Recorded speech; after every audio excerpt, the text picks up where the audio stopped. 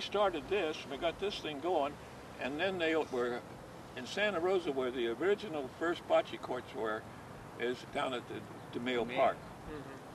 The foot of 8th or 9th down there. The park is there, and they've got 2 courts there. Across the street, and that's where I first started.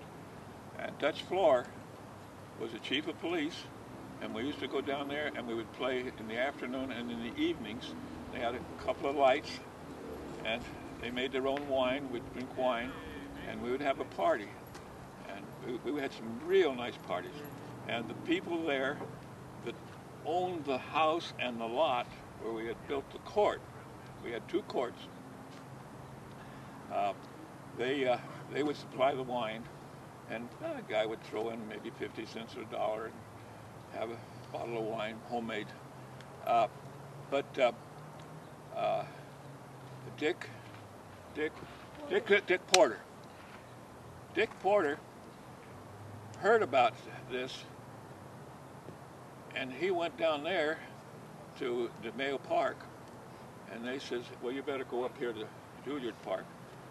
And so I got talking to Dick, and Dick got talking to me, and I taught him how to play, and his wife.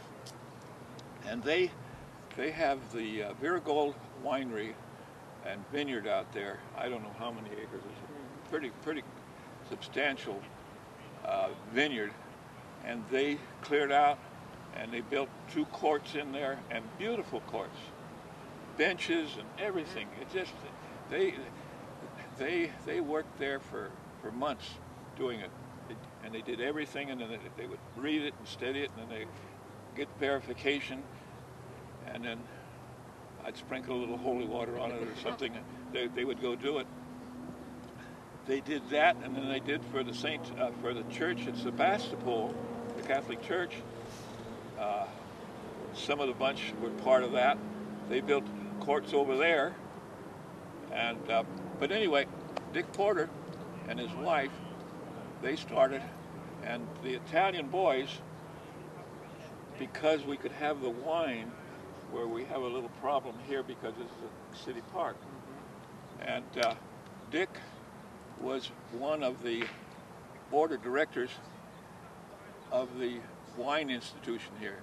So we always met the day after they had a meeting, and we got all the leftover bottles. So we were well taken care of. Dick and his wife, Jackie, no, oh, I can't think of her name. But anyway, they would put on a feed for us. They did a catering, professional catering, marriages, weddings, anniversaries in their vineyard. And they would be out there in tuxedos and everything, and when they had a big splash, why then the next day we would come in and we would get all the leftovers. So we had some pretty good parties out there. And we invited a few of the guys to, we were a little cautious, you know, letting some of these guys in. But we brought them over, and Joe come over, and Bruce, Big Joe. When I was down in New Caledonia, down in the South Pacific, I played down there. And I spent 3 days doing nothing but sitting in the city park watching them play. And I watched them, and they played all day long and all evening long. And the gendarme was there, and there was no gambling, but they had a way of taking care of that. And we had games going there for $5,000. Now we would form a syndicate, and each one of us would put some bucks in, we would be part of the syndicate, and we would play. And I figured I was going to get some of that good hard money. Well, Ruth was with me. Some of the family was with us. No? Okay, just you and I then, I guess. Yeah. No, that's where they had the bare breasts. The French girls were down there. But anyway. That must make it hard to concentrate, huh? Well, you know, we were racing. We were sailboat racing too. And the yacht harbor was here, and the boats were over here, and the nudist colony, and the guys had to keep checking either on the boat or their room in their boat in their hotel, so they found reasons to walk back and forth. It was quite a deal. But well, that's why we have a dress code here in this. Well, we have a dress code. I started to think about making things happen for you. So if you think, you've got two minds. You've got your conscious and your subconscious. Your thinking one, actually the subconscious is the number one. The conscious is the number two. That's second best. But we think of them just the opposite. If you put the thought in your conscious mind to your subconscious, and you say, subconscious mind, this is what I want to do. I want to go down there and I'm going to hit that sideboard and it's going to ricochet off, and I want it to take off and go a little bit further, and I want to put a little spin on it, a little English to it. You're going to do it. You are going to do it. I command my mind to control my body. And then I get up and I'd start. And I started to do this with the kids, with myself, and found that this is universal all throughout the world. We all do the same thing. We all come from Adam and Eve. And these genes, if we know how to make them work for us, they'll do wonders. So without getting any more to it, I give them a very simple test. I say, this is the paddle. This is the ship. This is your motivator. You swing your arm like an old pendulum on an old grandfather's clock. You swing it back and forth. You don't throw the ball. And you follow through. You let it, and this ball will just roll off your hand, and you follow through. Nice, smooth. You know, you don't grab, you better pet your best girl, you better nice. You don't hit her.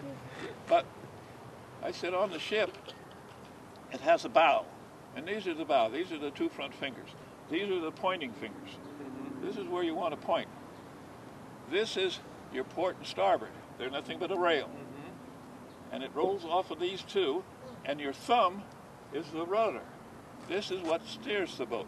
You take the boat, push it back and forth, and how you place this thumb one way or the other way, and try it. Start working with it on the right side and throwing the ball, and after a while you'll start to see that you can take and fine-tune your English on your ball just like you would if you were on a pool table. See the sights up here? This is where the trigger is up here. This is your face. And I measure. And I'm sighting. And as I'm bringing my arm straight down, I'm looking at the ground. And I see right ahead of me, I see a shadow. And there's a spot there. That's where I throw my ball. I don't keep looking down there anymore. It's too far away. It's too hard to hit that far. But I can hit it real close. And you throw closer to you. So you measure your court back. And that, you find one of the best helps. And keep your left hand back on your kidneys all the time. This locks your body in. Your subconscious mind will automatically lock your body in, and the rest of this follows. This is number one. The hand back here, measurement here, and then reaching for the moon. Your grandfather's clock. The old pendulum swing. Don't throw the ball, just swing your arm and let it roll right off the end of your fingers. And throw and hit the closest spot where you measure. Not down there, it'll go down there.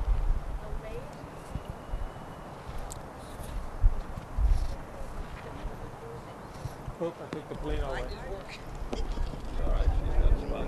She's going right for it. Yep. That's cool. That should. Like this far off of my spot. Okay. Now what you do, now if you remember I said you had to carry the ball back in. Now, once you throw that ball, if you have one here and have one here, don't move those feet. Right. Those feet are glued to the ground. Now, if you want to get real fine, you can just take your toe or take your heel and you point. And this will, if you want to go a little bit over, or you push your foot over a little bit. Oh yeah.